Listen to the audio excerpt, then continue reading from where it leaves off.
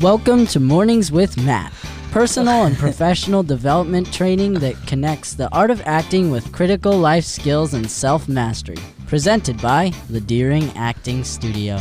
So good morning, everybody, and welcome to Mornings with Matt. I just have to say this because, holy moly guacamole, that was so funny.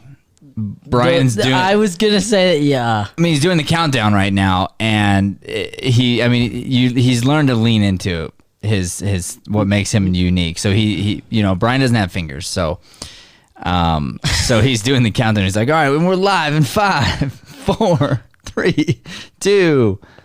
It was hilarious. It was really funny. Knock. Who's there? I was it's dying. Me, Brian. Dude. So the show started. Welcome everybody to Mornings with Matt.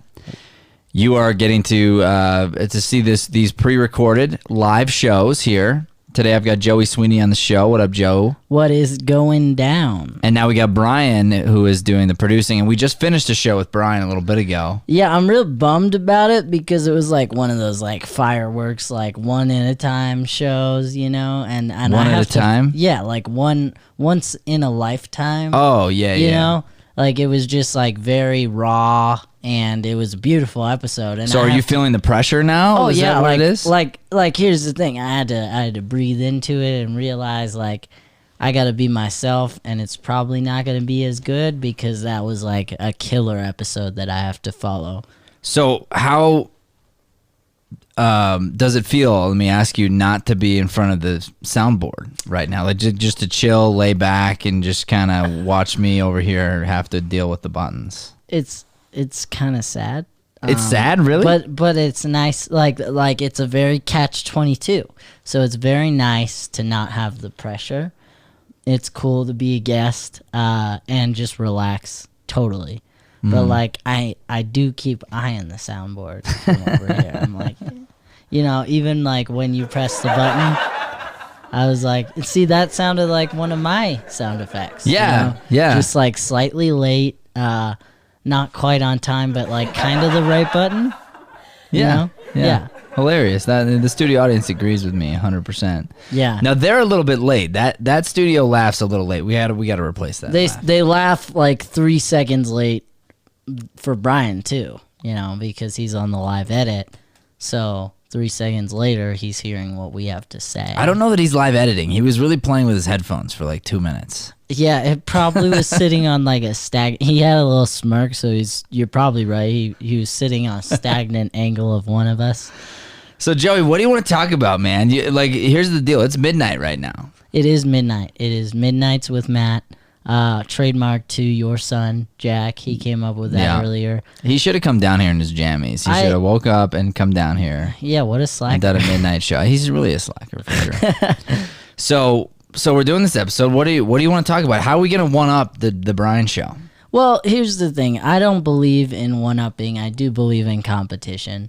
So I like to speak, like I said, I sort of like went through this in my head a little bit, just talk from where I'm at, based on inspiration from you and Brian's show. So it was really, I meant it when I said that it was raw. It was cool. It felt very much like an interview to me, and like very honest emotion where I could feel it through the camera. Okay, so let's go there. Let's go honest then. You want to go raw? Let's go raw, baby. Where you at right now? Yeah. Well, for starters, like not to reference his episode too much, but it gives me such joy to see his transformation and to watch that episode and be able to be a part of producing it. Have you seen what he's talking about? Because he said it's been about 3 or 4 days. Absolutely. So he's not claiming longer than that. Yeah. But you've seen about 3 or 4 days. I've seen a subtle progression though. Okay. There's been a lot of like. You mean over time, over longer periods of time? Over longer periods of time, but just in the last like week. Mm-hmm. There's been a difference slowly, and it just keeps amplifying upon itself. And so as a brother, as a coworker, as him as a role model my whole life, like it's just really cool to see somebody transform right in front of your eyes.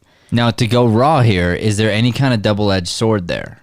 A little bit, yeah, to be honest with you. It's, of course, always like you see, especially with our competitive nature, because I know we're very similar in that way.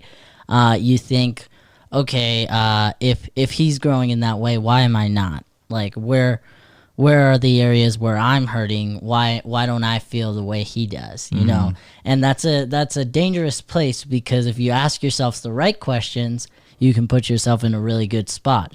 But if you're asking yourself the wrong questions, you put yourself backwards. And do you think that's the wrong question to ask?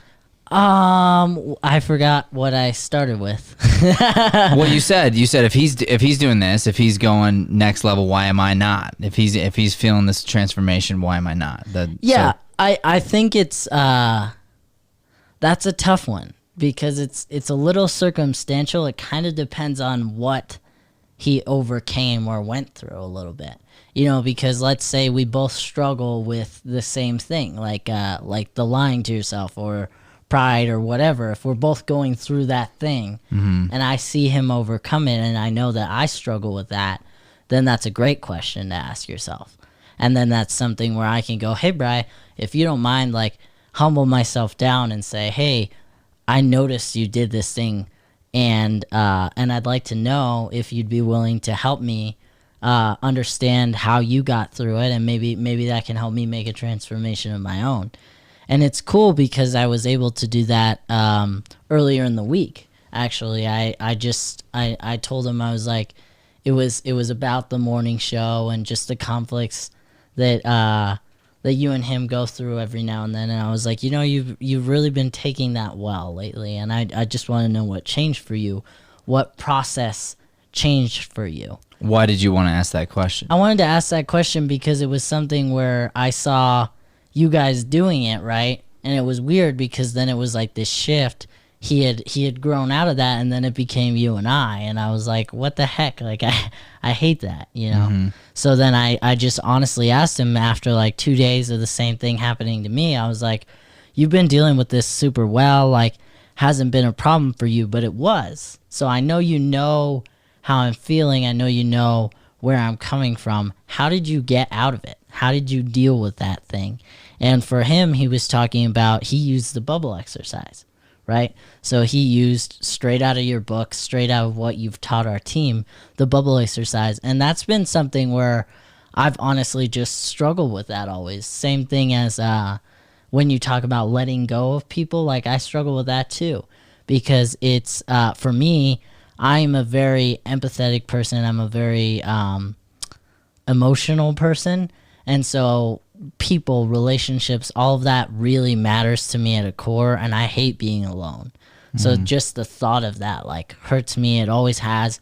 It's been something I've done my best to chunk through a little bit at a time. So do you know why I do that? Why you do what? The letting go of people? A little bit, but it would always help to have further explanation. So, and I think this will help you, because I can actually use an example from your life that you are aware of, but maybe don't know how closely tied to I was. So your brother Jimmy, the other Sweeney brother. Yeah, the middle one. The middle one. He went off to Colorado, and now he's living there. He loves his life there. He's a teacher. He's successful in his own right, and he's living his life. Yeah. Right? And for him, it's right now. Like, that's where he should be. Yeah.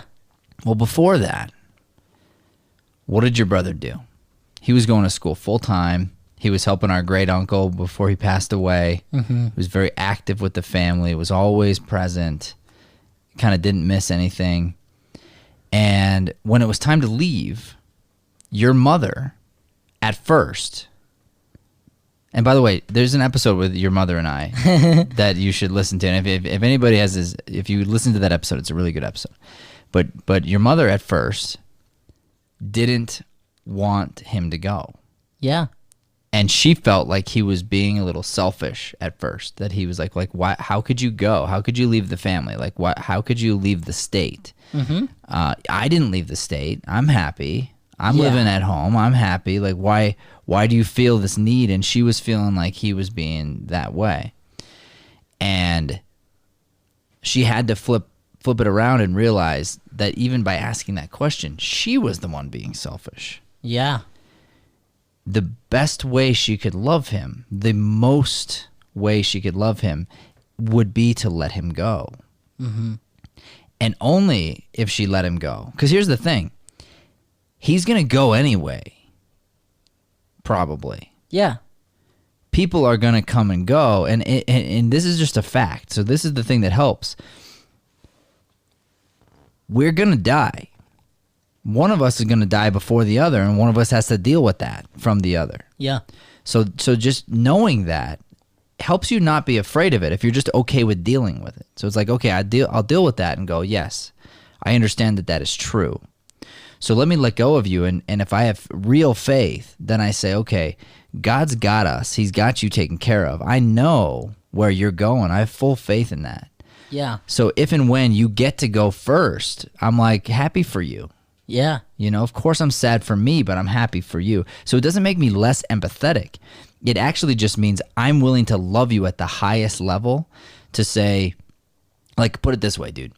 If you ever left the studio, like if you ever just left during studio, Mm-hmm. I would be bummed. I'd be really sad for me, but not for you. Interesting. Like because that would mean that you were meant to leave. So and now because I've already processed that, now I'm going, okay, there must be a reason. There's something that you are supposed to do in your life and accomplish that doesn't involve this. So like I told Brian, I don't expect that to ever happen actually. Like it doesn't feel right in my heart that would ever happen. But if and when it did, it's something that I'm no longer afraid of. Because I love you so much, I'm willing to let you go. And I didn't used to be that way.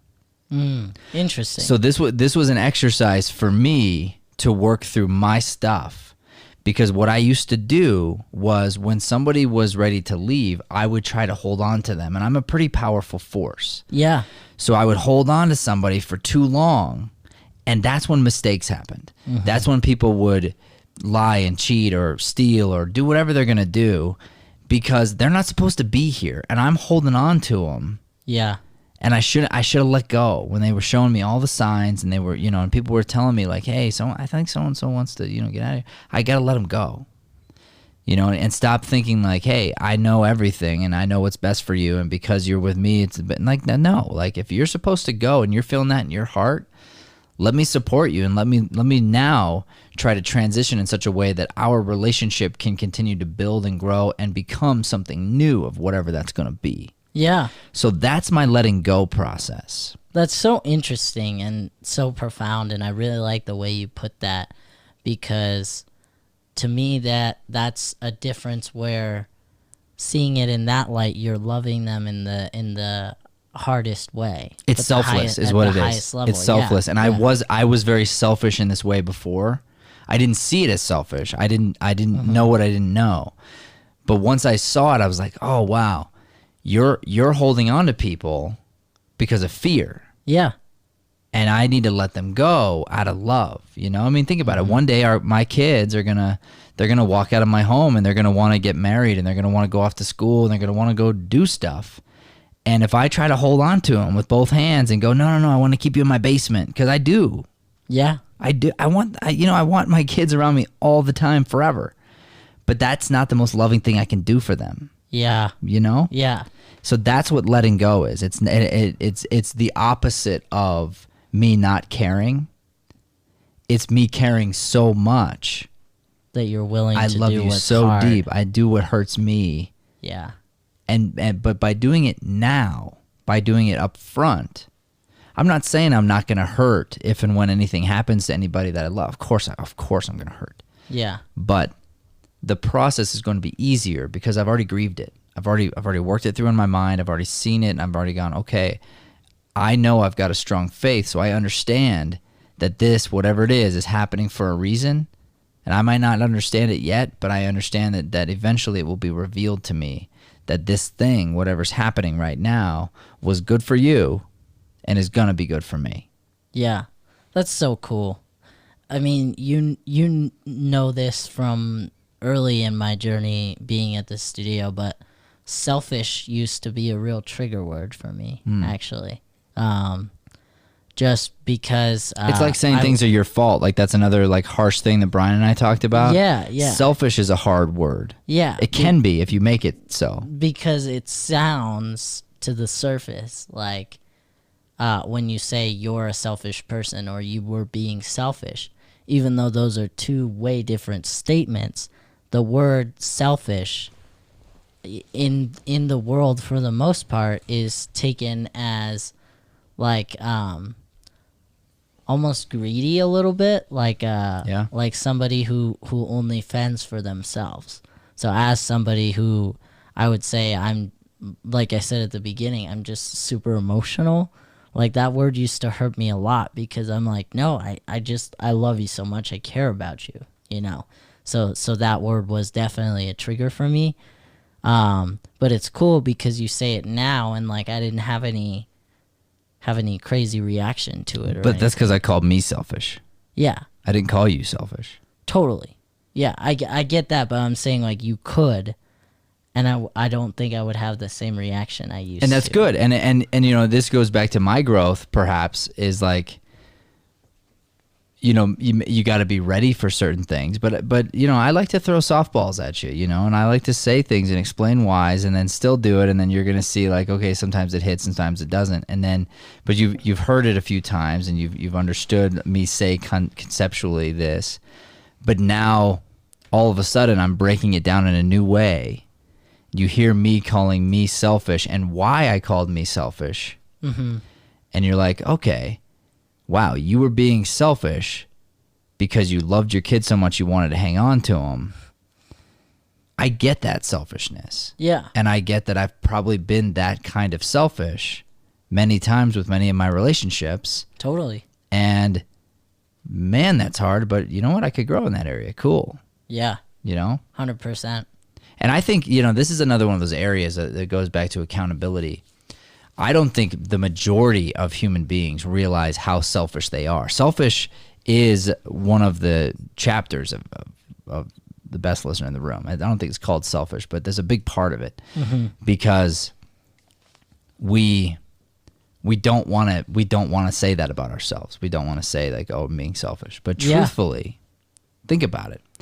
Every person has some kind of an agenda of some sort. Motives. Motives. And you have like you can't deny that that's true. Yeah. In every relationship. It doesn't matter Totally. what it is. I mean, I even like take like, you know, my like again going back to like an infant, you know, and a child and stuff, and like you love them unconditionally, of course.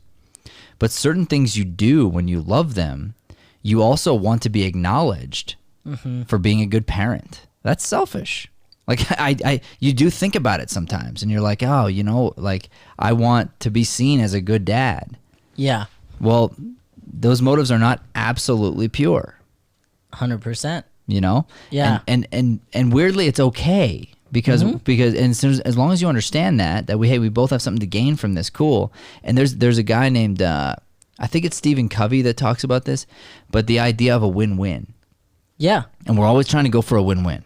So I'm not going to tell you I'm not being selfish. I'm going to tell you I'm being selfish and I want you to be selfish. And hopefully we can both be selfish and selfless simultaneously and we can make this work. Yeah. Yeah, that's cool too, like the balance between the two, because I would say you're totally right. I think that almost pretty much every decision we make has some sort of selfishness in it, you know, but it's like you said, the word is so broad because if you're not selfish, those are the people who get stepped on a little bit or taken advantage of. And so you definitely don't want to be that person. You don't want to be there. So yeah, it's cool. Okay, so you asked Brian about this because you and I were not seeing eye to eye a little bit. And then he mentioned the bubble exercise, and you're like, "Hey, this has always been a struggle for me." So, do you plan now to ask him again to come back and say, "Hey, re-explain it to me now"? Like now that I saw your episode, I saw what's going on with you. I want to know more. or do you think you had realizations already? Like, what's your thought? Yeah, I mean, honestly, I wasn't planning on that. I might do that now. But I felt like he spoke a lot of truth into the situation, and it helped a lot. What's the thing that helped the most? Thing that helped the most was for me separating with the bubble that what I love about you is the growth, the opportunities for growth, the way that I know when you talk to me, you're always going to tell the truth, right? So, so the bubble for me, for you, was setting it to where I have to separate for myself when you give me a critique or when you want to make something better, that it has nothing to do with the other things I've done or whatever. It's just that specific thing, and you're loving at the highest level, because that is what I love most about you, you know? I'm not the same person I was 3 years ago, 2 years ago, a year ago, 2 months ago, and it's all because of you. Like, you're my biggest teacher, you're my biggest coach, truthfully, through the studio. And because of that, like, it was recognizing that the same thing that I love most about you can be something that drives me up a wall. And why does it drive me up a wall? Because I'm not compartmentalizing, I'm not separating things. And that's been something I've struggled with for a long time. So once I saw it in that light, I was like, okay, that makes a ton of sense, because I wouldn't want the critiques to go away. Yeah, I've even dare I say threatened, but I just said, hey, I can just stop. Yeah, that's fine. Mm-hmm. And you're like, nah, I don't want you to stop. Yeah, but you would say it in a negative tone. Mm-hmm. You would say it in a defensive tone, in a tacky tone. And then it was difficult. It was the same thing Brian talked about. It was like the Boulder Thing, mm-hmm. you know, and having you on my back versus having you next to me pushing. And if you're honest with yourself, there are times when you've been pushing next to me. There's been times you're pushing next to me for half a day or part of a day, and there are times you're on my back. Yeah, 100%. You know, yeah. And so the better we can get at pushing ourselves forward and getting ourselves into this place where we are both pushing together. And it really comes from that radical truth, you know? Yeah, 100%. And I think, you know, perhaps the love thing too. Because like you know me, right? You said I'm not going to lie to you. How do you know I'm not going to lie to you? Because you never have. Because I've proven it. Yeah. Time and again. Yeah. And the problem is, like, this goes back to the credits thing, right? Mm-hmm. So... And I think you do share that a little bit with Brian, the idea of the credits, right? 100%. Like you want the credit for all the good, but you don't want the credit for the bad. Mm-hmm. You want me to only focus on the good and not focus on the bad. Yeah. You know, instead of focusing on all of it, but then bringing attention to this. And I think the reason why the bad, seemed to be brighter than the good was because of the fight. Yeah. Was because of the resistance to it, mm-hmm. you know? Yeah.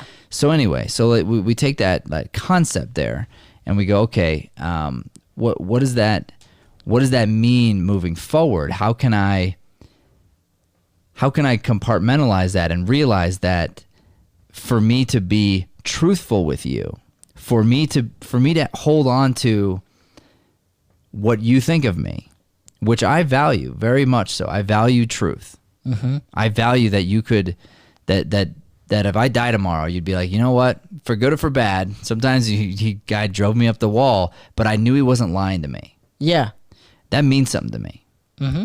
So same way that we're talking about you getting credit for all the good and credit for the bad, I feel a responsibility to tell the truth, whether or not it hurts you or doesn't hurt you. Yeah. And I feel like it's a grave, difficult thing. Mm-hmm. To be committed to that. Yeah. You know? I totally see that. Like if that's my value, that's my principles, I don't lie, period. Like, I'm not going to lie. I'm not going to lie for politeness. I'm just not going to do it. Yeah. Okay? Imagine being married to somebody who's learning how to cook. Like, my wife has been learning how to cook for the last, 5 years. Mm-hmm. And she's a really good cook now. So good. She really is, right? She cooks chicken so good that I don't need condiments with it. It's Okay. just straight up chicken. All right. So I mean, really, she's so Yeah. good. Yeah. All right. Then she won't mind me telling you this. Her first, one of the first times we were married, and she made me a meal. She took refried beans out of a can, like, slapped them in a cold tortilla, mushed it up, put it in the microwave for like 30 seconds, put it on a plate and handed it to me. And I bite into it. It's like cold, like icy cold, refried gross beans, no flavor. I mean, I was like, oh. And like we joked about that for a while. But then let's go back to my wife and even the work I've done with her. Mm-hmm. Joey, she would tell herself, I'm not a good cook. Yeah. I'm not a good cook. I'm not a good cook. Well, it's because I'm not a good cook. Well, if so-and-so's a good, I'm not a good. I'm like, stop saying that. Yeah. Stop saying you can be that if you'd like to be, but you've cooked many things that I like.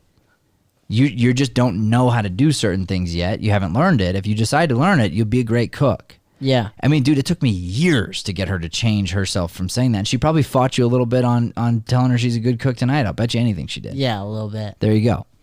So she's still wrestling with that idea, that idea that she could actually be really good at this thing. Mm-hmm. It's a limiting belief, you know? Yeah. So when would we get into an issue, right? So now all of a sudden she's trying to get better, but she's not better yet. She just started. Yeah. For years, and she'd put a meal down, and this is what I mean. Happened a couple times. She tried it first. She knows it's not good. She's not eating it. She puts it in front of me, and she's like, "What do you think?" And I take a bite, and I'm like, "Not my favorite. Like, don't like." And she's like, "Well, I worked really hard on that." I'm like, I'm sorry. Like, and I would ask her, I'm like, "Do you want me to lie to you? Because if you're asking me, please lie to me, then I'll think about it because you're my wife, and if you're begging me to do it, you know." And she's like, "No, I mean, I want you to tell me." I'm like, "Well, what do you want from me?" Yeah. You know. And then she's like, "Well, I did think it was like not that great." And I'm like, "Why you make me feel guilty now? You know it wasn't good." Yeah. Right? You can take that same idea, that same situation, and apply it to other things that you and I have been through. Yeah, you totally. know? Do you feel like the guy from Liar Liar the movie after he makes his wish? A little bit. I feel a little bit like Simon Cowell. He makes like everybody. He makes a wish and then he can't not lie. I do feel. Then he makes people feel. I do feel like that, and I also, you know, like him, I've been working on ways to tell the truth and not hurt people. Yeah, I'm working at that. Yeah, because I have no intention of hurting anybody. I'm like not excited about that in the least. Yeah, but I critique for a living. I help people for a living. I help the 1% get 1% better, which is really hard to do. Mm-hmm. So in order to do that, you're going to come to me and I got to speak the truth to you, period. Yep. But somebody who's not quite ready for the big critique, all I got to do is the old acting trick where I focus on one thing that I did like, one thing that is true. So let's say I go to a play and the play's not good, which happens a lot. Yep. So I go to the production. The production's not that good. And everyone's coming out, and they're all shaking the people's hands, and they're going, "You did so good. Oh, that was so great. You did so good. It was so great." Well, I didn't think you did so good, and that was so great. I don't think that. I'm not so I'm stuck here, right? Because everyone's, "Oh, so good, right." So that was awful. So I don't say that. No, though. I'm just kidding. So I don't say that. Yeah. You know, I might say, "Thank you so much for inviting me." I might pick something very specific that they did do well. Yeah. I really loved this part. It was really neat the way you did this. You know, something that's truthful, but I'm not gonna walk out and do the polite lie. I used to though. I used to do it. That's why I'm like I made a decision. I'm not gonna do that anymore. I'm not gonna be the polite guy because politeness is so overrated. I mean, it's dumb. Yeah. There's no reason for it. And everyone knows we're lying. Everyone knows it. Totally. It's so funny because you were one of the few people who told the truth about like my senior musical. or whatever, and you guys left at intermission because it was so bad. Which one? And it was so funny. The rock one with all the songs. Did we leave that? You did. I don't think we left that. No, we left right when it was over. There was. We made it through the whole thing. Oh, you did? Yeah, I never left any of your stuff early. I didn't. I couldn't. I couldn't stay though because I didn't want to look you in the face. I was afraid that I couldn't find something good to say about that one, but I didn't leave early.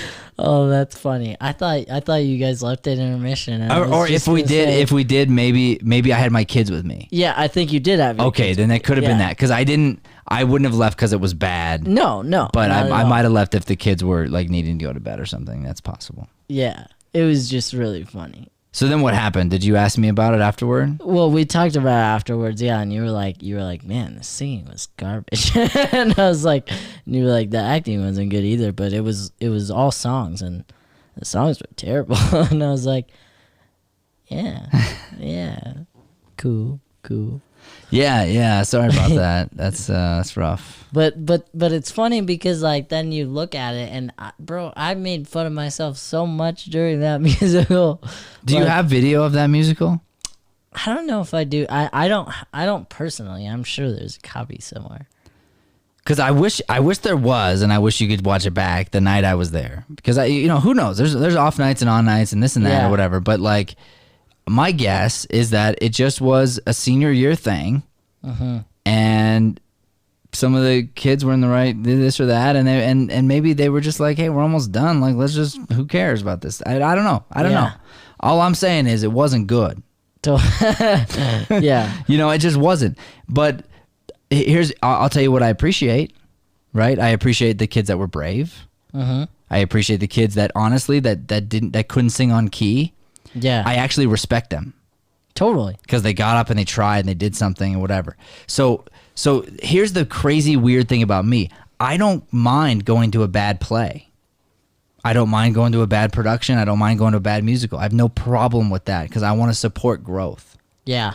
What I have a problem with is everybody lying to themselves and lying to each other and saying how great it is when it wasn't. Yeah. If you took me to a bad musical and you say, hey, I'm in this musical, honestly, I'm in progression. I might sing off key a little bit. Some of the other players are too. Like, it might be a little rough, but I would love the support of you being there. Dude, I'm going to be more likely to come. Yeah. And B, afterward, I'm going to now look for, you're right about the things that you already knew to be true, by the way. Yeah. But you're right about those things. But just so you know, here was a couple bright spots. Yeah. And that's what you're going to pull out of me now. Because you're bringing the dark to the light. You're telling me the truth right away. Yeah. Instead of going, how'd I do? And like, why do you want me to tell you did good when you don't think you did good? Yeah. And that's what a lot of people ask for. Totally. Well, and it's hard to, it's interesting how you put that because it speaking as somebody who was very involved in that, especially my last 2 years, it's really hard when everybody tells you did good and then there's the one person who's actually telling the truth who says you didn't because everybody else lied to you. And then that person gets to be the scapegoat for the hatred that you're like, well, this person doesn't like me, Yeah, exactly. But what's true is they're loving you the most. They're telling you the truth, but it's really hard to see that. All right, I'm going to give you a funny... When everybody else says, oh, yeah, like, you were so great, I want to give you a funny example. So tonight, we were writing the Valleywood script, the next one for Star Wars. Did we get copywritten for that, by the way? That's interesting. We should look at that. We didn't look at that yet. For what? For that class, Brian. We got to look into that. Yeah. So... because we're not sure about humming. We don't know how's it going to work. But yeah. So anyway, I'm writing the script. You were here, actually. You heard it. But I'm telling you, dude, I am not immune to that feeling of critique. Yeah. I'm not immune to it. But so I'm explaining the script, and my son Jack overhears some things, and he's laughing at different moments. He's like, "Oh, that's that, and that's that." And I had named these characters the Hacker Hunters. Oh, and then they were supposed to take the place of the Bounty Hunters, right? And my son's just like, hacker hunters. They're like, what is that? And I was like, they're like bounty hunters. And he's like, oh, why don't you just call them this? And I was like, well, because of this. He's like, why don't you call them this? And I'm like, I don't know. He's like, well, how about bounty hackers? And I'm like, I don't know. And then I started thinking about it and thinking about it and thinking about it. And I was fighting my son who was trying to help me, who was telling me the truth that he didn't like the name. Yeah. And then I told him later, I was like, I'm going with hacker or with bounty hackers. I think you were right. It's better. And he didn't care really at all. He wasn't like thrilled that his idea got used. He looked at me, he's eating chicken like this. And he's like, I don't know if you remember this, but he's like, yeah, I just think it's a little bit better. No, that I was about to say it if you didn't, because that was definitely a highlight reel moment. Oh, it was great. And I was like, I think it's a little better. That's exactly what I do all the time. Yeah. And it's funny because like, I just want you to know, I get the same feeling you do. Yeah. It's a choice every time to listen, to hear it, and to go, okay, why is this person telling me this? Mm-hmm. And this is my son who's 8. He's a genius. But he has zero to gain. Yeah. From critiquing the script. Like he had like nothing. Mm-hmm. It's clearly not selfish. It's selfless to give me a critique. Yeah. And it took me a second to deal with it, to process it, and then to my credit, I complimented him, told him I was using my idea, the whole thing or whatever. But the idea just comes back to this thing where it's going to happen. It's going to happen over and over and over and over again. You have to realize, how many times have I complimented my son? How many times has my son complimented me? Like a zillion. He loves me. He tells me how great I am all the time. Totally. And we have built a relationship where I said to him, if I'm ever doing something, tell me. If you have something you don't agree with, tell me. Like, I want to know. Mm-hmm. And from that, I'm just very proud that he now has his hand written in the script there. Yeah. And it's his, and he deserves it. But I had to be open to going like, hey, an 8-year-old's probably got a better idea than you do. Let's go with it. Let's go with his idea. He's the one you're trying to serve. Let's let him have the idea. Yeah. And it feels so good when you get your idea in the script too. Yeah. Like, it's a good reassuring. I remember in the last one, like for the last Valleywood, I was so nervous about it and like scared because it was going to be my first one really producing. And so I wanted to be a part of everything. I didn't want to miss out anything. I had total FOMO. Brian talked me through that too. But I remember it was like third or fourth read through, and there's the hall monitors, and the scene ended, and there was just like one line where I was just doing one of my silly things, and I was like, basically, it's an interrogation, and they go, why were you in the hallway? And then I was like, they should say, we're supposed to be in the hallway. We're the hall monitors. And that was just one of those lines where, like, every time I heard it, it brought joy to me because I was like, oh, that's so cool. Like, it's silly, but it's one of those things where you're like, yeah, my hand was on this. I contributed in this way. Yeah. Yeah. But somebody had to be open to hearing your idea, being willing to, take the note and move forward. And that's why, you have to be willing to say things without it being picked up. Mm-hmm. I'm willing to throw out 10 bad ideas and get denied 10 times to get the 11th one in. And it's not to get it in. It's because every time I'm trying to make it better. Yeah. So if I try to make your idea better, I also have to be willing to look at my own idea and go, you know what? I don't like my idea better than yours. Yeah. I just wanted to throw it out there. Mm-hmm. Yeah. But by doing that gives the other person a hint like, oh, well, maybe my idea could be better. And then you start the brainstorming session and it becomes something where, hey, we can actually accomplish something together as a team. Yeah. This was raw, bro. This was a raw episode. Raw. I wouldn't say it was better than you and Brian's, but I would say it's pretty equivalent. I mean, we don't try to one-up around here. We don't try to one-up, but, competitive energy kicks in. Go Cardinals. All right, ladies and gentlemen, thank you so much for watching. This has been Mornings with Matt. We sure appreciate you tuning in. Please do not forget to like, subscribe, and share this channel. It means the world to us. God bless. Thanks for listening to Mornings with Matt. That guy sounds Please like, super handsome. subscribe, He and is. follow us at Deering Acting Studio to keep up with the latest content. For more information on classes, private lessons, or professional development coaching, visit www.deeringstudio.com. Have a Deering day, everyone. I see why you like talking over that. I'm gonna be honest. I pushed the button and I was afraid I didn't have the volume up because I pushed it with like confidence. I was like, been there, done that. I was like, okay. Been there, done that. Good.